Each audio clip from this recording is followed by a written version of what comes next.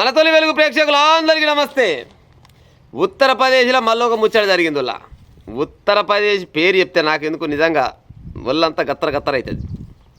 ఎందుకంటే 2 రోజులకోసారి, అవసరమైతే రోజుకోసారి కూడా వస్తుంది ఉత్తరప్రదేశ్ ముచ్చట. మరి అక్కడ మనుషుల తీరా, లేకపోతే రాష్ట్రం తీరా, లేకపోతే అక్కడ ఉన్న పరిపాలకుల తీరా మనకైతే తెలియదు. కానీ అన్ని నేరాలు ఘోరాలలో ఏ నెంబర్ ఉన్నట్టు పాడైపోయింది ఉత్తరప్రదేశ్.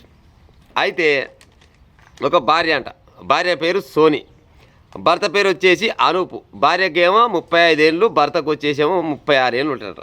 మంచిగా ఈడు చూడు మంచిగా కుదరలే, 35-36 ఏళ్ళు. అయితే భార్యకు మొగంతో జరంత సెట్ అవుతలేదంట. మొగంతో ఎందుకు సెట్ అవుతలేదంటే ఆల్రెడీ ఈమెకు ఇంకొక ఆయన మరిగిండు, ఈమె ఇంకొక ఆయనకు మరిగి ఆ ముచ్చట భర్తకు తెలిసిందట.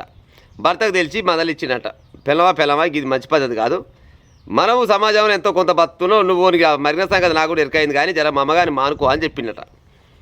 నువ్వెంత నీ పీకుడు ఎంత, నీకంటే ఆడ ఆయమన్నోడు పాడైపోను, ఆ నెంబడి పోతా అనుకోనంటే ఆ నెంబడి బాగా తిరుగుతూ ఉంటే చాలా సార్లు పంచాయలీ అని అంటే పెద్ద మనుషులు పెట్టినట్టు అక్కడ ఇక్కడ అయితేనే ఉన్నాయి. కానీ ఈ మధ్యకాలంలో అంటే 5 రోజుల కింద చిన్నగా జెండెత్తిందట. ఉంచుకున్నతోటి జెండెత్తింది. జెండెత్తి పోగానే ఎక్కడ పోయి ఎడ దోలాడతారు చెప్పుడు, దోలాడలే. దోలాడగానే దోలాడి తర్వాత ఏం చేశాడ, పోలీస్ స్టేషన్లో చిన్నపాటి కంప్లైంట్ ఇచ్చిందట. సార్ నా పిల్లం 5 రోజులు పోయింది, ఎక్కడ పోయిందో పత్తకలేదు, పోయింది అంటే వేసుకపోయిన సంగతి నేను ఎక్కడికే కానీ వేసుకపోయిందని చెప్పడుగా మగవాడు ఎట్లాగు పోయింది, ఎక్కడ పోయిందో కానీ పోత అప్పుడు ఏం చేసిందంటే ఇంట్లో ఇంత బంగారం ఉంటే బంగారం తీసుకుంది, ఎండి తీసుకుంది, అట్నే 35,000 రూపాయల జీతం ఉండే, ఆ 35,000 రూపాయలు కూడా తీసుకొని బగాంచింది సార్ అని చెప్పిందట. పోలీసు వాళ్ళు కంప్లైంట్ ఇస్తే పోలీసు వాళ్ళు ఊకుంటారా, పోలీసు వాళ్ళు మంచి అక్కడక్కడ ఎంకలాడి దోలాడికి వచ్చిరంట. దోలాడికి వచ్చి దొరికిందిరా నీ పిల్లని దొరికిందని పోలీసు వాళ్ళు ఎవరికి అనుపంటోనికి ఫోన్ చేసిరట. ఫోన్ చేయగానే మరి ఎడగలవాలా సార్ అంటే రేపు కోర్టులో ఆమెను కొనబోయి చూపిస్తాం, కోర్టు కాడికి రా అని చెప్పిరట. సరే దానిదేమో సార్ అనుకుంటా పొద్దుగా లేగానే మంచిగా ఇంత బుక్కడి తిని ఇక కోర్టు కాడికి పోయినట. కోర్టు కాడికి పోగానే చిన్న జీప్లోకి వెళ్ళి దింపిరట.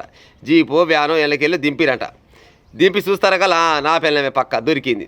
ఇక ఆనికి కోపం మామూలుగా లేదంట, ఎప్పుడు దీన్ని పని చేయాలన్నట్టే ఉన్నాడట. అంతమంది పోలీసు వాళ్ళు, లాయర్లు, పబ్లిక్ అందరు చూస్తున్నాగానే పెద్ద పులి మీద పడ్డాడట. పడుతూనే ఉన్నట. ఎస్పీ గారి దగ్గర తుపాకి ఉందట. తుపాకి తీసుకొని అట్టనే గుంజినట. అవుతారు ఈడంగా పెట్టి పట్ట 4 దెబ్బలు వేసిండట. కథం పిల్లాన్ని కొట్టి పడేసిండు. 10 మంది అంతా చూస్తున్నాగానే, పోలీసు వాళ్ళు చూస్తున్నాగానే, లాయర్లు చూస్తున్నాగానే, జనాలంతా చూస్తున్నాగానే పిల్లాన్ని కాల్చి చంపిండట.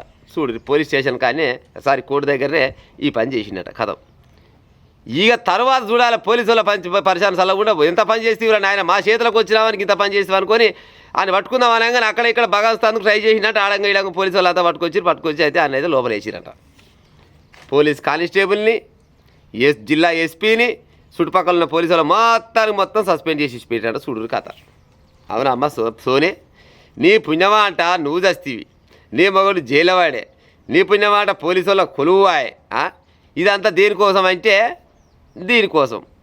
మరి మనిషికి తీట ఉంటుందా, లేకపోతే నోరుకుంటుందా, లేక దేనికి ఉంటుందా అనేది మీరే చెప్పాలి. కానీ మీ అక్రమ సంబంధం పాడైపోను. కానీ తల్లి ఏం అక్రమ సంబంధం ఎక్కడ కాదా, పోయిందానికి పోతే అట్నాల పోవైతే మళ్ళీ పోలీసు వాళ్ళు దొరికితేవి.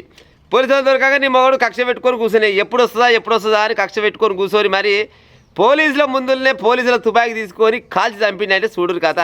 ఉత్త పుణ్యానికి ఈవ చక్కర్ల మొగని చక్కర్ల పోలీసు వాళ్ళ కొలువులు పోయినాయట. చూడరు కథ.